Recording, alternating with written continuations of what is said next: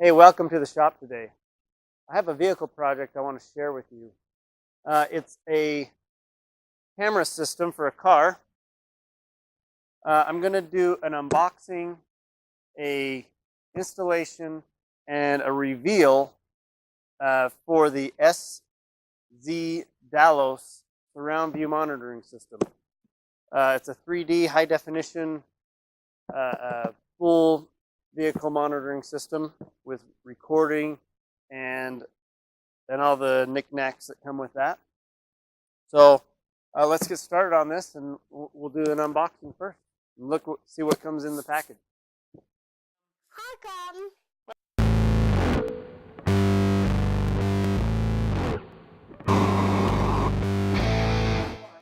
Let's go. So I got my wife a gift. I wanted to get her a dash cam, just for that, just so we have it, and just in case something happens. But I thought, yeah, why just do a dash cam? Let's do a 360-degree camera. This is the extended version for pickup trucks. She has a Toyota Sequoia. I didn't want to be short on any cables, so this is what we got. So let's open this up and see what we got.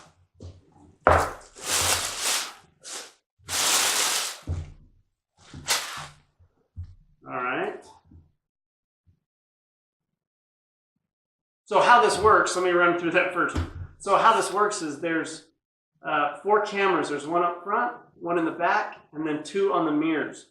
And with there's software on in this kit, or a module in the kit that stitches those together. It gives you kind of a bird's eye view of your car, and it records all that. So that's what this is, and it looked like a pretty neat set. So here's what we got.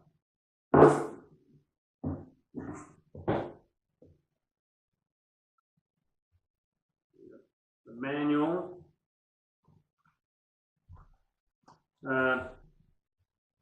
Here's the module. This is what does this is what controls the cameras, does the stitching, and all that. This is supposed to mount somewhere in the car. I don't know yet where we're going to do that. Here's one of the cameras. I'm not sure yet which camera goes where. Another one of the oh, here we go. Front camera. There's a front camera. Rear camera. Okay. Here's the remote. This is to change how you view. How you change your views. It's supposed to be automatic too on some things. I don't know how it's going to integrate into the car yet. There's the right camera.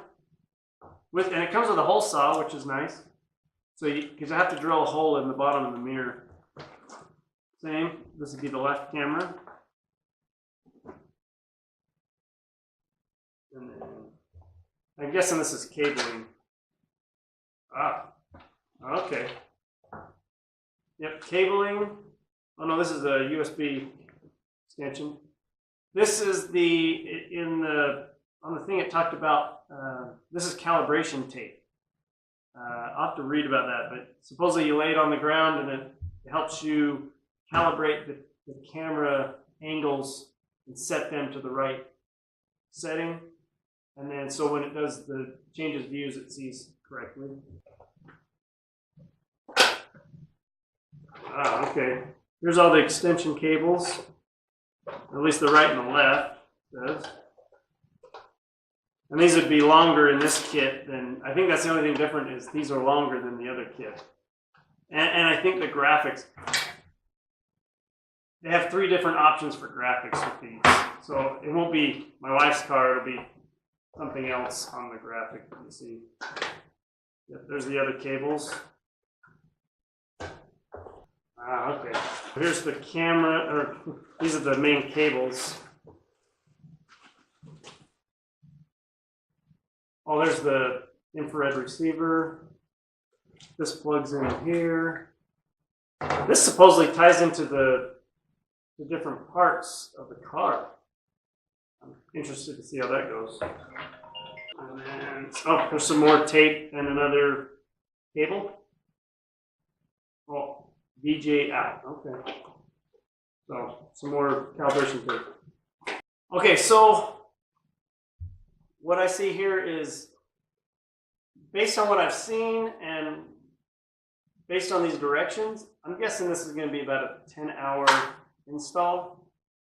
Hopefully I can do it faster, but there's 4 cameras, and then I haven't decided. I also bought a really small screen to go with this, because this doesn't come with that. I haven't decided where I'm going to mount that, but I might make it adjustable, or I'll leave enough cable that I can move it somewhere else. Also, her car does not have a backup, any kind of backup thing. So I think, based on this, I can actually mount it or connect it to the like a reverse light or something, and it should activate the rear view thing. That's kind of a cool system. So my wife does not know I'm installing this, so I have to be very sneaky with this. I don't know how I'm going to do a 10-hour install on her car or knowing. If she asks, I'll just say I'm cheating on her, I guess. Whatever. No, but so I'll see how it goes. But yeah, it looks pretty good. I'm excited to see how it goes. I'm going to be pulling a lot of things apart on that car, putting cables behind panels and drilling holes in the mirror is going to be fun. So let's go on the next phase. So I'll walk you through each of the 4 camera installations and the installation of the unit itself inside the car. Quick disclaimer, I'm going to be doing this on my wife's 2002 Toyota Sequoia. This is the SR5 base model. I imagine the limited model trim would be very similar. If you are not comfortable with removing paneling and other components in a vehicle, I would recommend not doing this. You are going to be tearing this thing apart, front to back. The one that didn't require that much to remove was the front camera, but the mirrors, the rear camera, and the actual computer installation is extensive. So if you are not comfortable with that, I would not take this on. You're going to be taking out the seats. You may not have to do that. I did. It was easier. It's not that hard to take the seat out. You're going to be taking out the center console. You have to do that. There's some dash components you got to take out. They're not necessarily difficult, but it is extensive. And if you're not comfortable with taking out paneling and those kind of things, I would just go. I would not take this on. So that being said, I'll walk you through each camera, and I'll show you some of the paneling that needs to be taken out and what you need to remove to get to where you need to go. In the instructions, there is some talk about field of view and what is expected of the camera. You'll want to review that and know what the camera will be seeing and how it will be seeing the world. So let's start into this. We'll go through the front camera, we'll do the mirrors, and then the back camera first. All right, so here we are at the front of the car. In the instructions, it says to mount it to the front grille. I believe this is on most Toyotas, 2002 and later. Well, the problem with that is this grille moves. When you open the hood, the whole thing goes with it. So that would make a lot of routing for cabling. That would be unnecessary. And I do not like how stiff that is. If you're driving down the road, you're going to see some vibration in the camera. I was going to put it onto the bumper. If you see, I removed the front license plate. However, as I was doing that, this is actually very loose, and it's just not secured very tight. I mean, I think that's stock, but I didn't feel good about that. So here's what I ended up doing. So on this front grill, I ended up taking out a few of these pieces, mounting the camera directly onto the metal part of the bumper. This sits directly behind. Now, you could remove this whole bumper and attach it to the top, but because of the field of view of the camera, you do not want anything obstructing that. So I did it to where it was sitting, it's actually exposed out of this grill. And I just cut these with a razor blade, cuts very easily. Also, because of the metal, the screws that it comes with will not work. You have to use something else. I ended up using a 632 screw, drilling and tapping into the metal bumper and attaching it there. Now, also, please note that these mirrors have a top and bottom.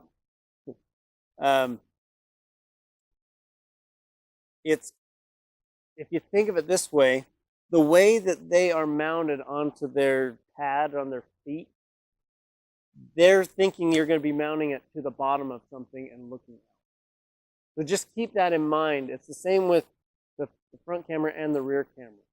I ended up having to switch this one around. When I turned it on, it was backwards. It was upside down. So remember that. Think of it as going up underneath. If you don't end up doing that, you'll have to make sure you do that.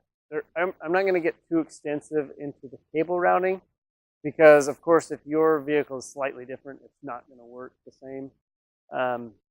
But just know these are shielded cables, meaning there's 3 wires inside. Technically, there's 4, but there's 3 wires. 2 of them are power for the camera, and one of them is the video cable, and it has a conductor that wraps all the way around it, and then there's a metal foil that goes around each of those wires inside of the rubber sheath. So you do not want to run these around anything hot. You do not really want to run them. I would not wrap them around anything power. I'd try and keep that separate. They are shielded, so they do take that into account, but try and run them by themselves as much as possible. Okay, let's check out the side cameras. These get this is where it really starts to pick up. All right, so on the side cameras, this is where we have to do some drilling. So in the instructions, they want you to mount it to the bottom side of the mirror so it can look out. Make sure there's no obstruction from your mirror. Also, you need to be certain where you are mounting it. For when you do the hole, that when you put the camera up inside, it does not protrude very far, but you want to make sure that where you put that in, it will not interfere with the mirror. So, that being said, here's what I did. Okay, so here we're on the passenger side, and we need to take off this panel. First things first, we need to remove this piece of trim that's at the door handle, a screw here, a screw here, and these 2 trim pieces or trim snaps here on the back, and then the rest just pulls out. And with these panels, you pull out and up. So here there's a screw that holds this securely on, and we need to use a small screwdriver, pull off a small access panel to get to that screw. Phillips head screwdriver, move that screw out of the way, and then we can proceed to the next part and take the trim piece off. So I'll get a little closer here so I can show you this. It's held in 3 places. So, and it pulls out and back towards the rear. It's really not too bad once you get it unsnapped. So using a small flathead screwdriver, we're going to pull out and back, but we need to get it in between that lock button and the trim piece, and we're going to push up and it will unsnap. See that? Then once we've unsnapped, it'll pull out further, get the bottom one, and it just pops right off. And then slide it out of the way, and there we go. And you see those two places where it holds, and that a little catch goes deeper in, but that's it. Once that's out of the way, we're done with that part. Okay, so if you have a panel tool, it is going to make your life easier on this project. So here I'm removing just a small trim piece on the front, and then using a small screwdriver we need to pull this cover piece for this other screw, and they all remove pretty easily, and they're just Phillips head screwdrivers, or Phillips head screws, excuse me, to pull those out of the way. So pretty simple. Once those are out of the way, the rest is going to be snaps. So this is where the panel tool comes in, is very effective for removing these screws, or this panel, excuse me. And you really want to be careful. Oh, one more thing on these back trim pieces.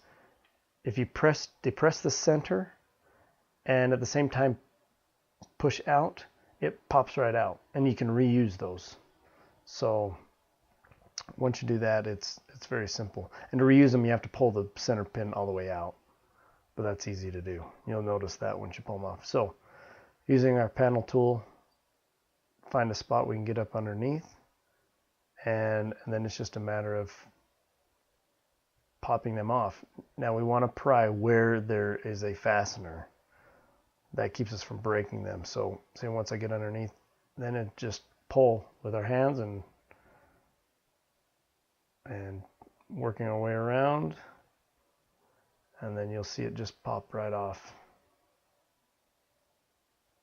There we go. Now there are, and here again, pull out and lift up because it's hooked onto the door from the top. I forgot, we need to remove this trim piece at the top, and it's held in one place. Again, just use the panel tool, pop that off. Now we can pull the panel up and out of the way. Now there are two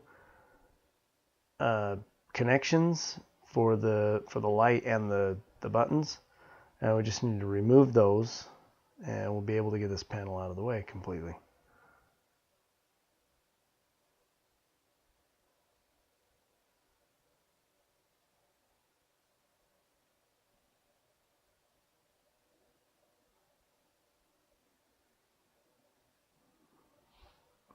And then just set that off to the side.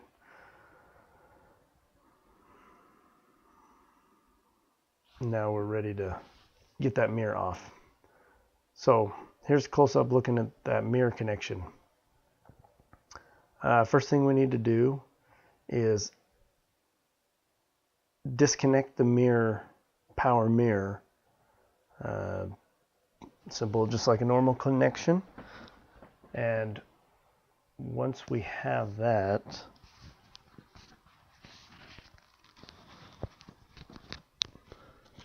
there are 3 bolts that hold the mirror on. This one that I'm loosening now, you actually don't need to do that one. I didn't realize that till the end, but we need to remove the 3 longer, or the 3 nuts that have a longer piece, longer extension on them. Get those out of the way, and then I'll show you around the other side.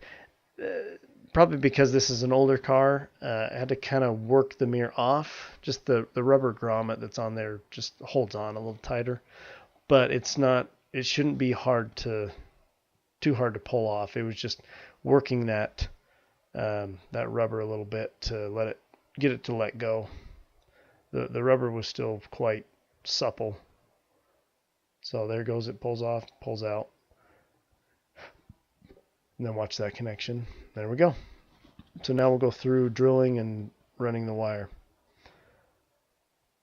So I measured 1 3/8 and 1. I spent a lot of time figuring out where I could put the camera. See, from that bolt, 1 3/8, where I could put the camera without it interfering with anything on the inside. This mirror had quite a bit of space, so I had some freedom for that. So I'm 1 3/8 from that 1/3 bolt, and then there's a slight straight line on the plastic, and I used that for the other guide point, and I just went 1 inch from there and just marked them with the calipers. So you really want to check to make sure that the camera does not interfere with anything on the inside. So, and then once it's marked, we can get it drilled. So use the hole saw that comes with the kit. It's a perfect size. And once that is drilled out, deburr the hole a little bit just to get all that out of the way. This camera snaps in very nicely. It's very tight. So make sure you have the right side camera also. This is the right camera.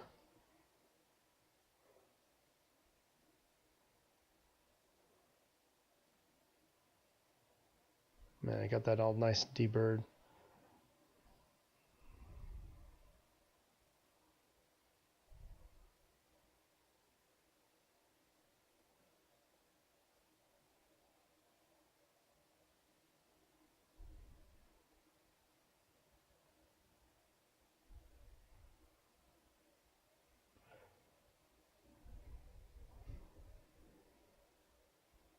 So now this is where we need to start taking the mirror apart.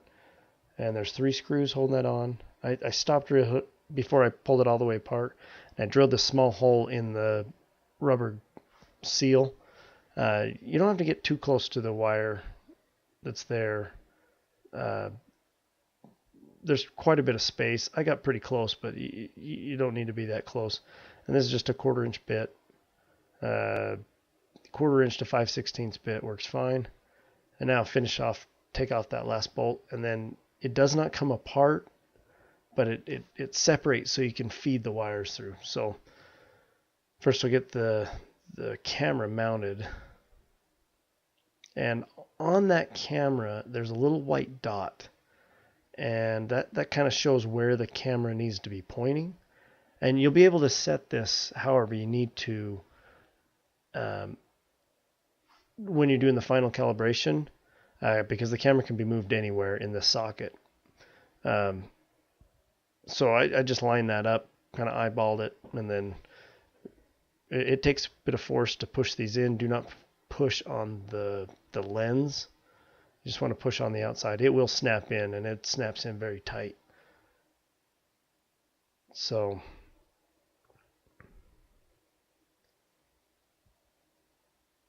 these come also with a little rubber grommet, and it says to use that if you have an uneven surface, which I didn't. It was quite flat when I set it in there. I guess if you have a weird shaped mirror, you can use that to take up some space to just keep it watertight, I guess. So I'm just following the wires that are there. So, and that's why I have to take it apart, because it bends and curves and twists around. Now just feeding it through that rubber grommet. I have to pull the rubber away from the metal piece. Again, there's no adhesive, so everything moves, or should move, quite easily. And once that's off, just again following the wires that are there.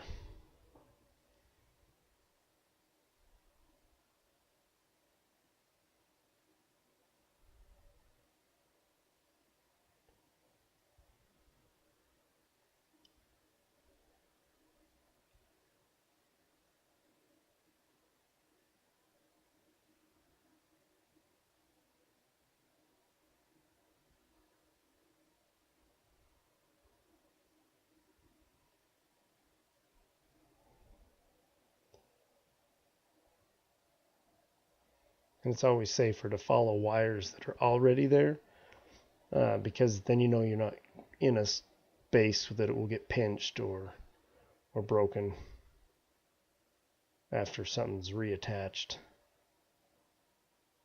And always make sure your wires are clear and free at each point. And I just feed it through, and now we just put the mirror back together. When you put the rubber back on, make sure that all the points reattach. There's little extruded points that match with the rubber, just to make sure it seals properly, and then we can put the screws back on and then mount it back onto the door. And then once we get that mounted back on the door, we can go with some routing. I'll show you how I routed this and how I did this on the door.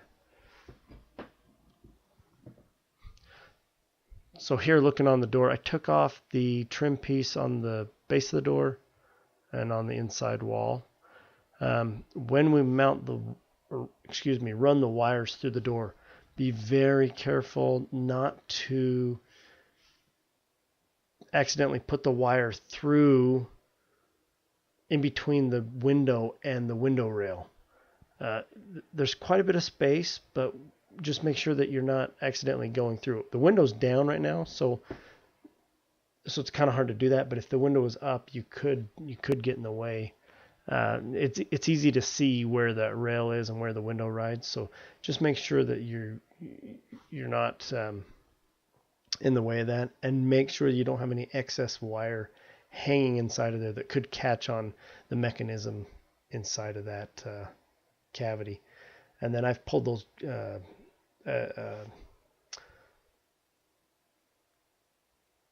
wire grommet out of the way so I could reach in and grab those that wire. Again, just following existing wires, make sure everything's clear and free. And then this next part is it can be done many different ways, but I want to get inside of that rubber grommet for the wire, because I don't want to push it out of the way. Also, one more thing, there's that little red wire that's by my hand. That's the trigger wire that tells the computer to turn on that camera for your display. If you have a turning light or a something on your door right there that activates when you turn on the signal, you can attach to that. Just splice onto the positive side on that wire, and that will, and then you'd be done with that. Here I'm just using a razor blade to cut into this grommet on the inside. There's a million other ways to do this. Some side cuts would probably be easier. Just don't cut the wires that are going through there, and just make a very small cut to get in there. And on the other side, it goes through much easier on the back side.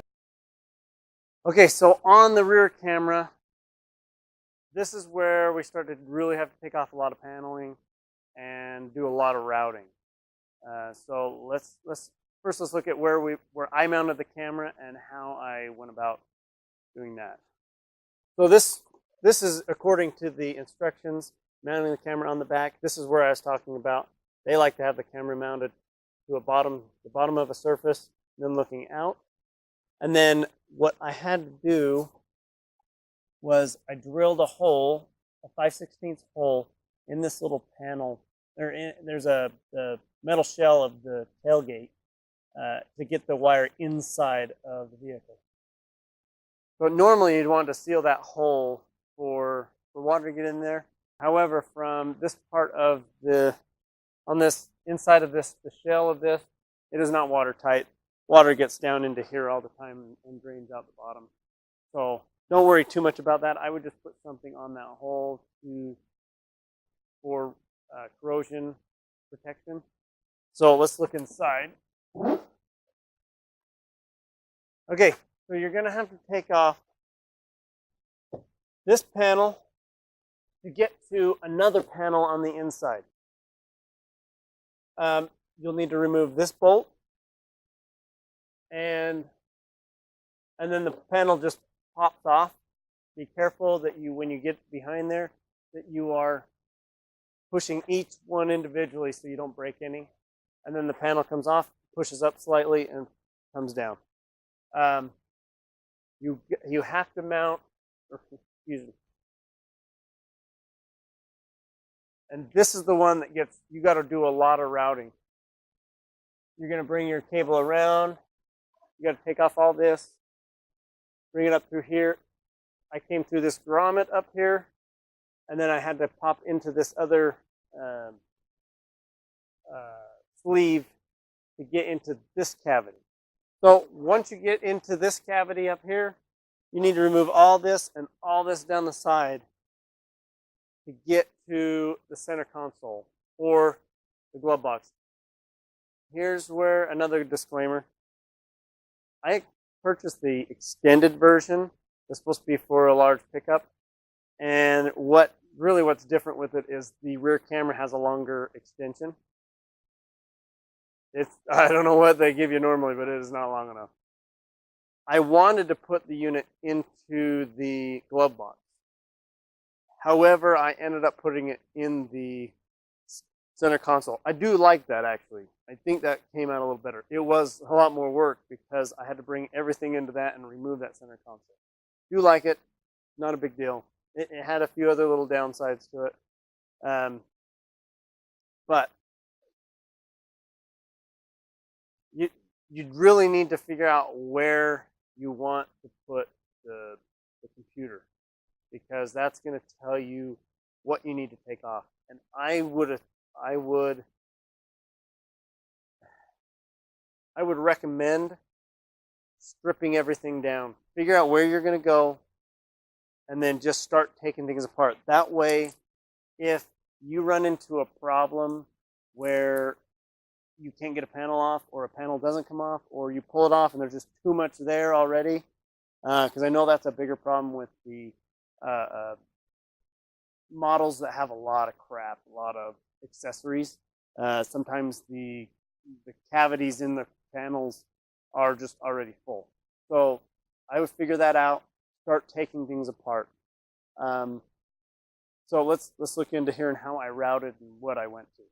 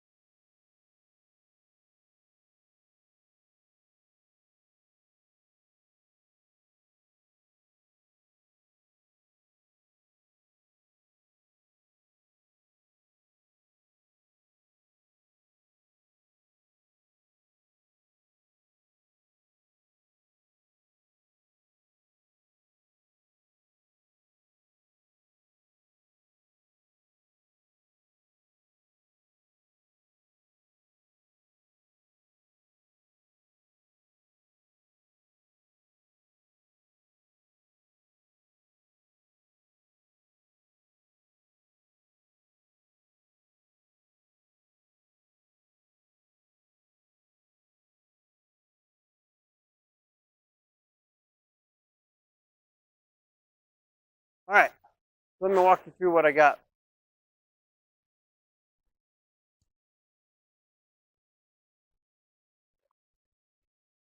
All right, so they give you plenty of tape. It's just packaging tape with the marks on it. So if you mess up, you could at least do it another 2 more times.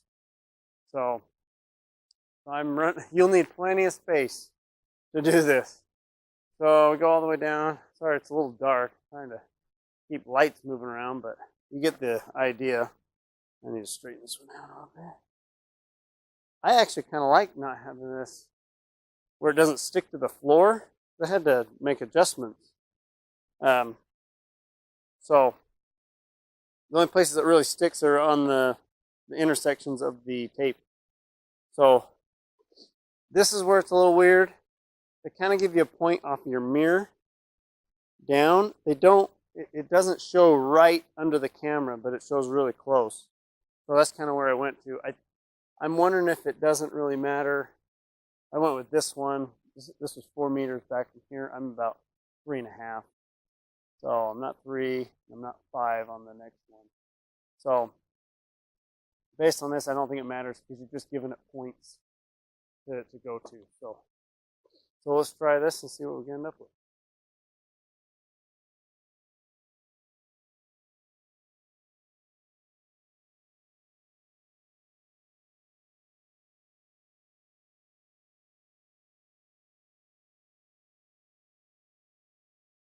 I hope you enjoyed that video.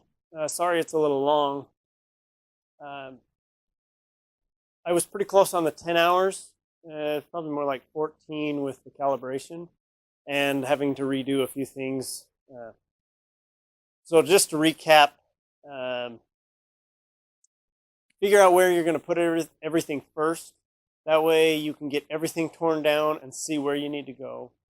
That's where I spend a little bit too much time, is having to take off and put things back on, and then take them off again. So do that. That'll save you some time. Hopefully this video will save you some time. And read the directions. The directions in there are okay. There's missing a lot of things. The trigger wires, the little wires that come off of there, those. There's a little note on one of the first pages that you can hook either end up, but that's to make it trigger. You don't have to hook those together. There's an orientation on the cameras, upside down, right side up. So know that. I didn't have much footage for the calibration. I did actually screw up on that.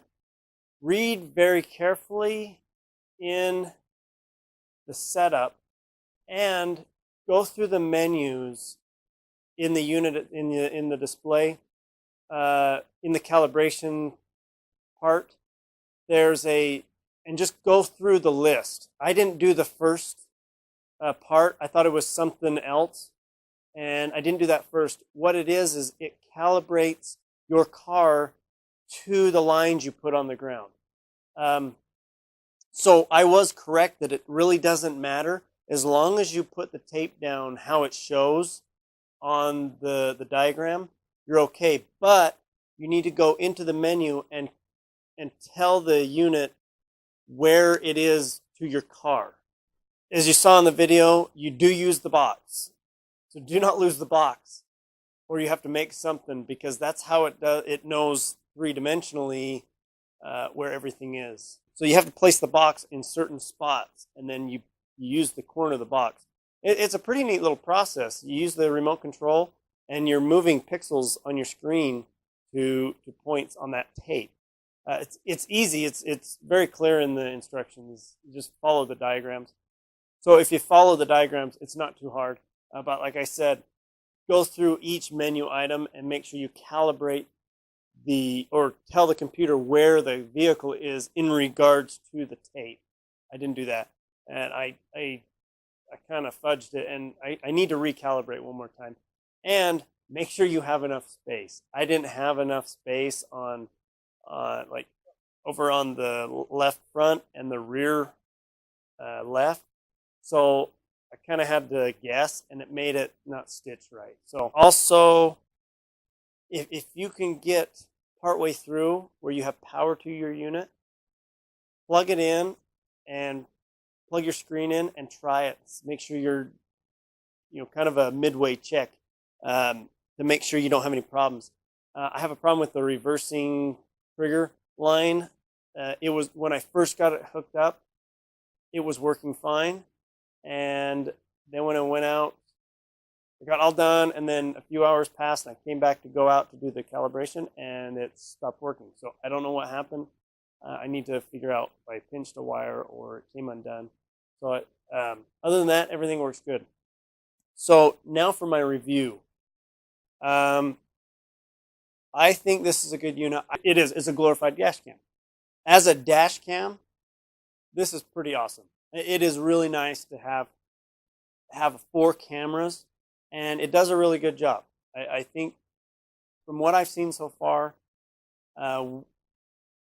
we have not had a sunny day, so I've only been able to look at footage from nighttime and on a cloudy day. Let's talk about the cons. The cons on the system would be the install time, which I think that'd be the same. You're doing 4 cameras. That's kind of a neutral con. Another thing, as it's running, when you're operating, when you're driving the car, the little computer module gets hot, and I'm not saying it just gets warm. It gets really kind of hot. So that was kind of a bummer. I was just surprised how. It doesn't burn you, but it's really hot. So it's kind of it feels like that might be cause some problems to life expectancy. So we'll see how that goes. The instruction manual, there were just a few details missing that were kind of important. The trigger wires, the calibration. I figured it out, but there's 3 different sections for the 3 different sizes, because it has to show you where you place the box in each point. So that I figured that out eventually, but so that was missing. It's just little missing things that seemed kind of pointless, but it wasn't too bad. But hopefully this video can help get you through those. Another con that it didn't come with a screen, and I imagine they do that because newer cars have infotainment centers and they just interface in. So I imagine maybe that's why. It would have been nice if they recommended a screen, or at least a screen size. Like I said, I did the smaller 5-inch screen, but when I was on Amazon, they talked about the 7-inch screen kept coming up. But I was just worried about if I was going to be putting it anywhere around the windshield, I didn't want this huge monster screen blocking the thing. And really the 5-inch screen I did is kind of I wouldn't put any bigger than that because it takes up a lot of space. Even if you put it up high, unless you mounted it made some kind of mount up high, so it didn't get obscure any more view than it had to. One more thing is, as I said, it's kind of a glorified dash cam, and it is. It's neat. It's more of a novelty to look around your car and you turn the signal on and it shows the side. It does not. This is a sub-con to this one. It does not show your blind spot, and I don't know why. Just that kind of frustrates me. It shows the front of your car, kind of like it stitches the front camera and the side camera and a little tiny bit of the back camera. So it's like, what? But isn't that the point of it? I want to see the back. I want to see my blind spot. I don't care about in front. I can see that. So that's kind of a stupid thing. And again, so it's distracting. So it's sort of a novelty when you turn the signal on and it shows you the side, but it's really distracting because I have the screen in the center. Well, I should be looking at where I'm turning and not the screen. So it's sort of pointless, really, when you if you go down to it. I think where it would really shine is parking, because it shows you this whole side of your car, and these have really wide view. So, but like I said, driving, it's kind of annoying when it turns on. So I might even just turn off that trigger, because you can use the remote if you ever wanted to check out to the side. It's easier to just hit the button and have it move over. Another thing is, because it doesn't have a screen, or any kind of touch screen or something, you have to use the remote. It seems like if they had something that integrated into the module, you could put buttons on there, or some hot buttons that would make it a little more user friendly. So as far as a dash cam or a recording system, awesome. I think it does just as good as I would expect. It's the trying to take it beyond that and make it, this is crazy overhead view and dance around your car kind of thing. It's a novelty. It has no purpose driving. It's more distracting than anything. Because you can turn on the front camera. Why? I'm looking out the windshield. Hopefully I'm looking out the windshield. Another thing, when you push that, you can turn on the back camera. For some reason, it was turning on, turning off. Maybe that's something with that wire thing. So I know it was working, and I know it's recording. It won't stay on. So I don't know if that's a problem with the module or that wire, that trigger wire that's not working. So as far as pros, as a dash cam, works great. As the quality is okay, and I will post as soon as we get a sunny day, I'll post some comparisons to that night driving, cloudy driving, and a daytime sunny day driving. I should have some tomorrow, because I really want to see those differences. Another thing is a pro is it really was a plug and play system. The install was terrible because it's just so much work. A lot of walking around the car, taking this off, putting this on, taking it off, taking it off. A lot of work, but that would be the same no matter what. But it was nice, plug and play. I didn't have to do much beyond the power connections. I had to hook all that up to power and the trigger wires, but everything had a plug. Everything was color coded. Conceptually, it made sense. Other than the calibration was kind of weird, but it did make sense. Just you have to have those little steps in place. Another pro is the cameras have an extremely wide field of view. So I mean, I pulled up to a gas station and I could see all the way down the little sidewalk in front of the gas station. And so I mean, it's pretty clear too, but I can see all the way down there. So even on the side, you can see the entire side of the car. I would try and get some. You'll see that in the footage that I post. I couldn't, of course, I couldn't get any. I can't film the screen; it just doesn't focus onto it.